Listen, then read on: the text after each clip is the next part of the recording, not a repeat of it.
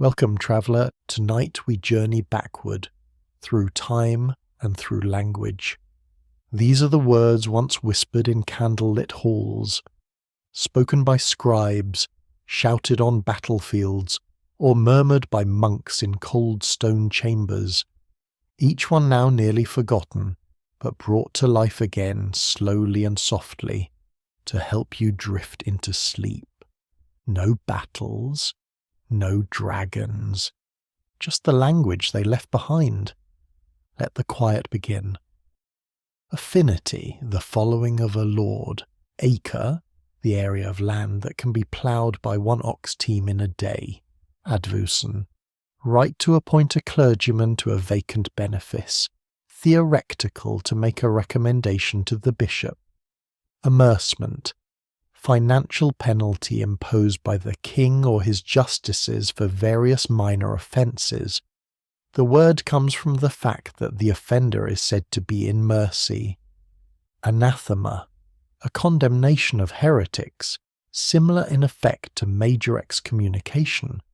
It imposed the complete exclusion from Christian society. Appanage, the landed estate of a royal prince, often accompanied by extensive legal privileges. Apostate, the term used to describe one who left religious orders or who returned to a heresy having once renounced it. Assart, an area of wasteland, often forest, which had been cleared and taken into cultivation. Often the tenant would have special privileges to encourage them to go and do the work. Up until 1348, assarting was popular, after the Black Death pressure on land was of course much reduced. Assize, meeting of feudal vassals with the king and the edicts issued from it. It comes to have a legal context of court, but then in the early days the king's court was just that, a place where law was made and justice executed. Hence the double meaning of the word court. Attainder, the parliamentary act of attainting, corrupting the blood, whereby the person guilty of treason loses all civil rights, including the right to inherit or hold property. Bailiff, lord's overseer or steward. Bailiwick, bailiff's area of authority. Banneret, a knight entitles to bear a banner, of higher status than a bachelor, a young or junior knight. Baron, tenants-in-chief, vassals who held land directly from the crown and served as a member of the king's great council. This isn't a title so much as a description. All barons would be called lord or something grander. Not all lords would be a baron. The magnates were the few greatest barons, those with over £1,000 a year by and large. Benefice, grant of land given to a member of the aristocracy, a bishop or a monastery, for limited or hereditary use in exchange for services. In ecclesiastic terms, a benefice was a church office that returned revenue, a living for a rector or vicar, also known as a fee. Benefit of clergy, privilege enjoyed by members of the clergy, including tonsured clerks, placing them beyond the jurisdiction of secular courts. This was the right which Henry II and Thomas Becket fought over so hard. To prove you were a member of the clergy, you'd be asked to read a passage from the Bible, since of course the clergy all had to be able to read. Bordar, middle-ranking peasant, farming more land than a cottager but less than a villein. A typical smallholder would have 10 to 20 acres of land, often as separate strips in different fields. He was also required to work on his lord's land, or to provide a service to his lord. Borough, town with the right of self-government granted by royal charter. Bovate, a measure of land, the area that could be cultivated by a plough drawn by one ox in 1 year. Approximately 15 acres, similar to the Danelaw term oxgang. Burgess, the holder of land or house within a borough. Bushel, volume, a dry measure of 8 gallons or 4 pecks. Caltrop, small device scattered on the ground to injure and make any horses lame.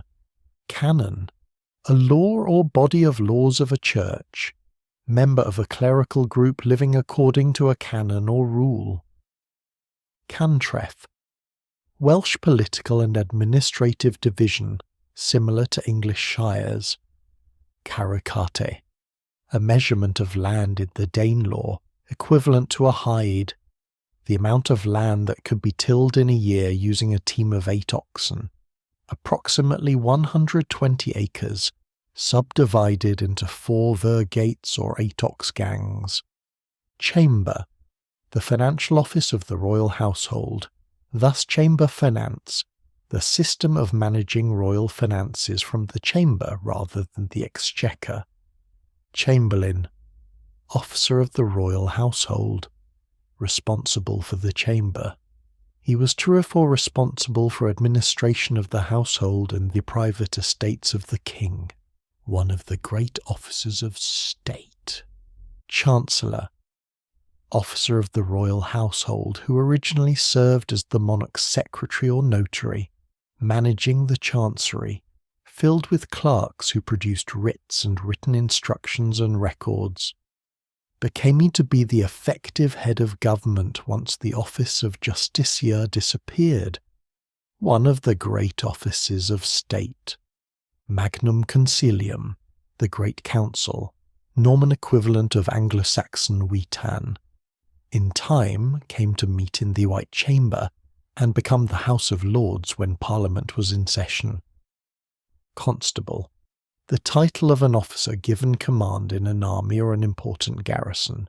Also the Higf Constable was the officer who commanded in the king's absence and commanded the king's army. Cotter, peasant of lower rank with a cottage but with little or no land. He was required to work on his lord's land or to provide a service to his lord. Court of Common Pleas, a common law court to hear pleas involving disputes between individuals. It was responsible for almost all civil litigation, as well as manorial and local courts. Common law meant that law which was common to all, rarer than affected by local liberties. Domain, the part of the lord's manorial lands reserved for his own use. Villagers worked in the domain for a specified numbers of days per week. The domain could either be scattered among the serf's land or be a separate area, the latter being more common for meadow and orchard lands. Deistria, warhorse, so called because it would be led using the right hand. Dreng, name given to a free peasant in Northumbria and sometimes in Yorkshire and Lancashire. The name usually implies that land was held in return for military service. Duke, title from the Roman dux, which has been held over from Roman time by the ruler of a district called a duchy. In England, the title is reserved for members of the royal family. Earl, the highest title attainable by an English nobleman who is not of royal blood, also known in earlier times as ealdorman, word related to jarl. Fief, to take someone into vassalage where they will render a certain service in return for a fee or fief. Escheat, right of a feudal lord to the return of lands held by his vassal, should either die without lawful heirs or suffer outlawry. Estovers, the right to gather wood. Exchequer, financial department of the royal government. The chief officers of the exchequer were the treasurer, the chancellor, and the justiciar. Sheriffs, in their role as regional chief accountants, presented reports to the exchequer at Easter and Michaelmas. Originally, accounts were verified by placing wooden tallies in the boxes marked on a check tablecloth. Hence the exchequer. excommunication, exclusion from the membership of the church or from communion with faithful Christians. Heir. The king and his justices would traditionally travel through the kingdom to deliver justice. As the king became more centred at Westminster, justices would continue to travel, and were called justices in air. From the French era to travel. Fair, market held at regular intervals, usually once to twice a year. Fairs tended to offer a wider range of goods than normal markets. They were generally licensed by either the king, a local lord, or a chartered town, hence the charter fairs still held in Britain. In later centuries, especially after the 1351 Statute of Labourers was brought in to combat the severe labour shortages following the Black Death, hiring, mop or statute, fairs became the common way of hiring workers and labourers for the next year. Often a second fair would be held about a month later to permit the rehiring of workers unsuited to their original jobs. Often workers and labourers would carry a symbol of their trade. Sucking a straw is said to have been the signal used by agricultural labourers who were looking for work. Farm, fixed sum, usually paid annually, for the right to collect all revenues from land, in effect rent. Lords could farm land to vassals, receiving a fixed annual rent in place of the normal feudal obligation. Many sheriffs farmed out their shires, contracting in advance to pay a fixed annual sum to the crown, thus obtaining the right to collect any additional royal revenues for their own profit. The resulting extortion became widely unpopular. Fealty, oath by which a vassal swore loyalty to his lord. Fee as fief or fief, normally land held by a vassal of a lord in return for stipulated services, chiefly military. Feudalism, system of governing whereby semi-autonomous landed nobility had certain well-defined responsibilities to the king, in return for the use of grants of land, fiefs, exploited with the labour of a semi-free peasantry. Serfs.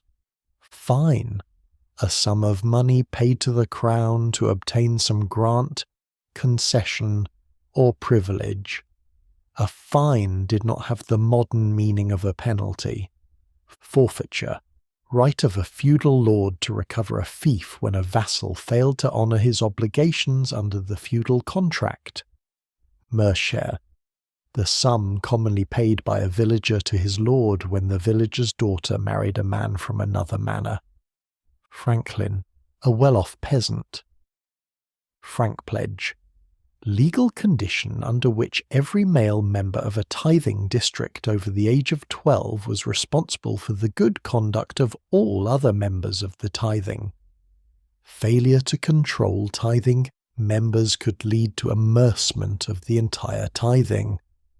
Furlong, 220 yards or 40 rods, the length of a plough furrow. Ia furrow long. In the strip-field farming system, the length of the field strip ploughed before turning the ox team to plough the next furrow. Third, Anglo-Saxon militia. Special king's peace prevailed while to or from or during third service. Glebe, land granted to a clergyman as part of his benefice, used to provide his food or an income. Gentleman, a vague term, men with more than £20 a year, not knighted. Also, squire, gentry. Gentry is a vague term, refers to the class of society immediately below a knight. Quasi-noble, substantial, usually will own a single manor or maybe two. Many of these folk could qualify to be a knight but held back because they were idle or couldn't really afford it. They populated and ran courts and local administration.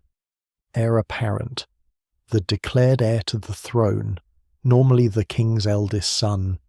Heir presumptive, the presumed heir to the throne in the event of the king dying without an heir apparent. Heriot, a payment which a vassal would pay to the lord to inherit from their parents. Hide, the amount of land needed to maintain a family for a year. It could be any size because, of course, it could take more land to sustain a family in one part of the country than another. But a common standard seems to be 120 acres, although it could vary between 40 and 240 acres, equivalent to a carucate. Honour, holding or group of holdings forming a large estate, such as the land held by an earl or a tenant-in-chief. The actual manors could be spread over a wide area. Hook or crook, dispensation, permitting villagers to gather firewood from woodlands, but using only their hook and crook, effectively permitted the collection of dead branches from the trees. Hue and cry, requirement for all members of a village to pursue a criminal with horn and voice. It was the duty of any person discovering a felony to raise the hue and cry. His neighbours were bound to assist him in pursuit and capture of the offender. 100. Subdivision of a shire, theoretically equalled 100 hides. Generally has its own court which met monthly to handle civil and criminal law. Equivalent to the Danish wapentake. Indenture, a yeoman form of contract between the two parties in which each kept a half cut along an indented line, hence indentured retainer, one who is retained in service by means of such a contract. Indulgence, remission from punishment for a sin after it has been forgiven. In medieval times, the selling of indulgences, sometimes even in advance of a sin being committed, brought parts of the church into serious disrepute. Interdict, the ecclesiastical banning of all sacraments, except for baptism and extreme unction, throughout a geographical area. High feast days were usually not banned. Joust, tournament or combat of two mounted knights, tilting using lances. Justiciar, head of the royal judicial system and the king's viceroy during his absence from the country. Kayage, toll paid on loading or unloading goods, especially at a market town or wharf. Knight, the retainer of a feudal lord who owed military service for his fief, usually the service of one fully equipped mounted warrior. By Edward III's day, a knight needed to have income of at least £40, and knights needed to actively claim their status, hence the term belted knight, a man who had claimed their rights. Sometimes knights avoided it, because with it came both privilege and responsibility. Knight's fee, fief which provided sufficient revenue to equip and support one knight. This was approximately 12 hides or 1,500 acres, although the terms applied more to revenue a fief could generate than its size. Lastage, tolls levied on freight or lading. League, somewhere between 1.5 to 3 miles. Traditionally the distance a person or horse can walk in 1 hour. Leet, term used in Kent for a subdivision of land equivalent to 100. Livery, badges and clothes provided by a lord for their followers, such as Warwick's red jackets and ragged staff. Man-at-arms, soldier holding his land, generally 60 to 120 acres, specifically in exchange for military service, sometimes called a yeoman. Marcher lords, name commonly given to Norman landholders on the Welsh border and also the Scottish border. Marches, frontier territory. Lords in the marches had much greater legal power. Essentially, the king's writ did not run. The marcher lord reported to the king but had responsibility for everything else, making them mini-petty kings. Their territory was unusually consolidated to make sure they had the strength to deal with the Welsh, Scottish raids. The east, middle and west marches on the Scottish border were the administrative districts on both the Scottish and English sides of the border. Each march had a warden who was responsible for keeping the peace. Mark, money worth 13 shillings and 4 pence, i.e. 2/3 of £1. Officers of state. The great officers of state in order of precedence were Steward, Chancellor, Treasurer, Lord Privy Seal, Chamberlain, Marshal, Constable, Admiral. Ordeal.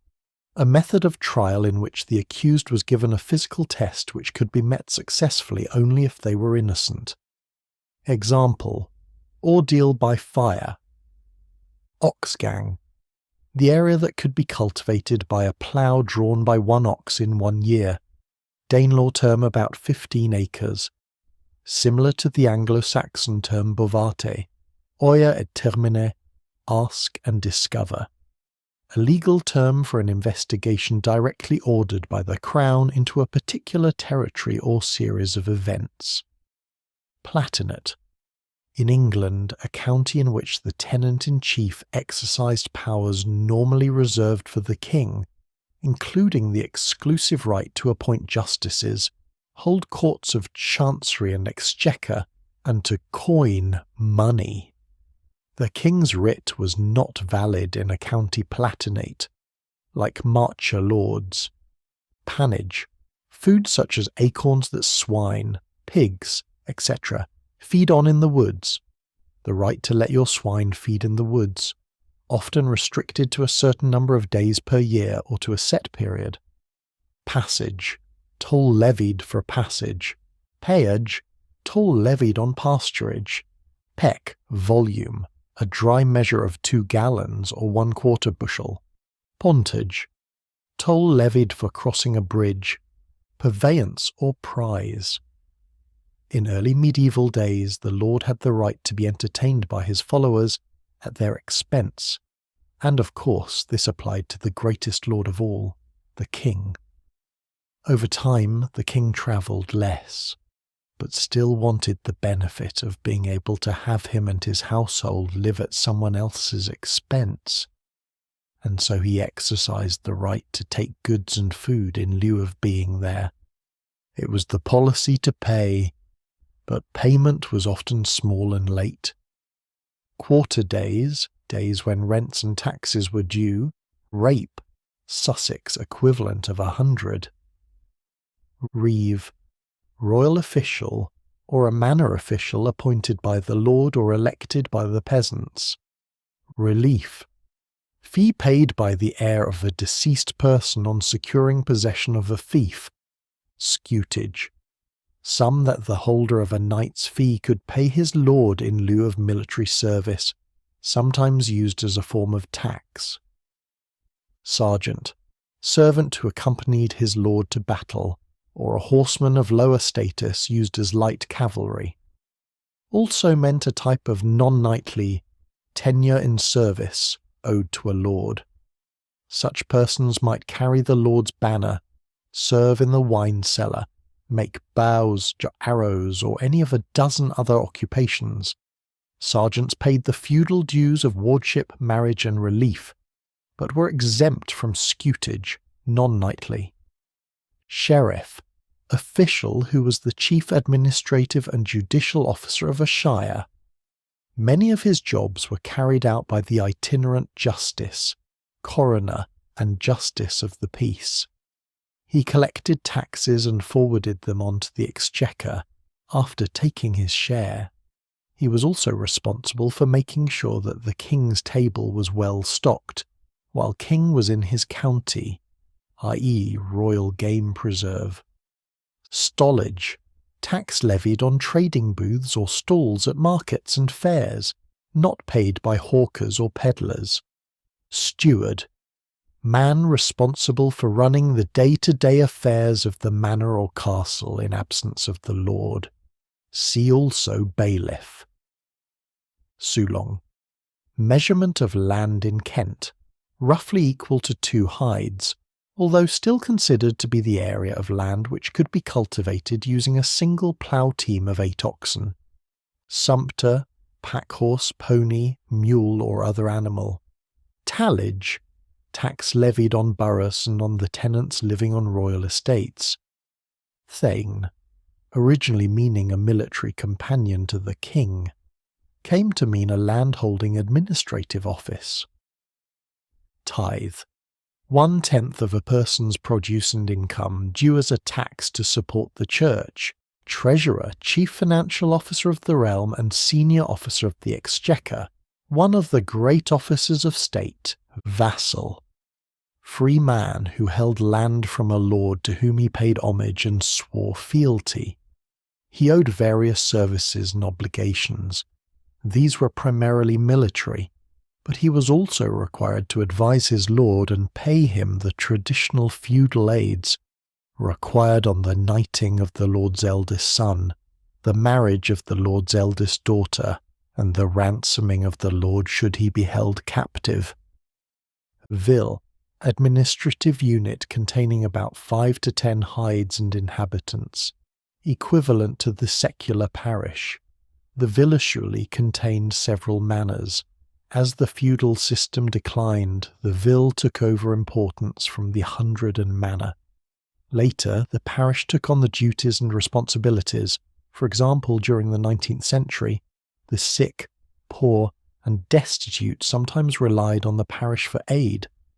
Vergate, 1/4 of a hide, or 2 ox gangs, the amount of land that could be tilled during the ploughing season using 2 oxen, varied in different regions and soil types, approximately 30 acres, also called a yard land or yard of land.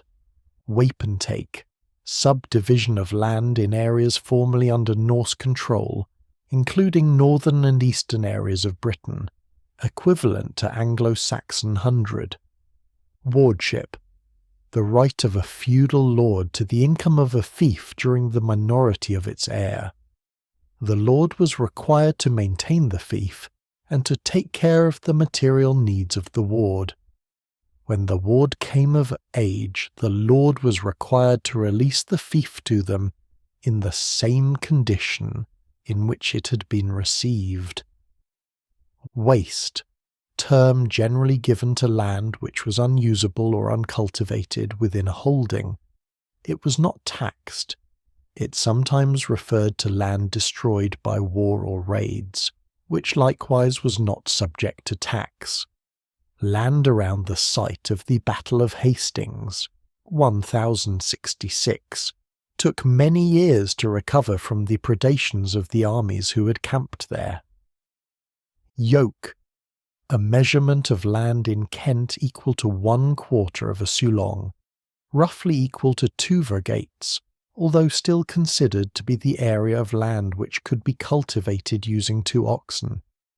And now our scroll is spent. The last of tonight's words has faded into silence. If you're still awake, may these echoes of the past keep you company a little longer. If you've fallen asleep, then the words have done their work. There's no need to remember them. They weren't meant for the mind. They were meant for the hush. Rest well.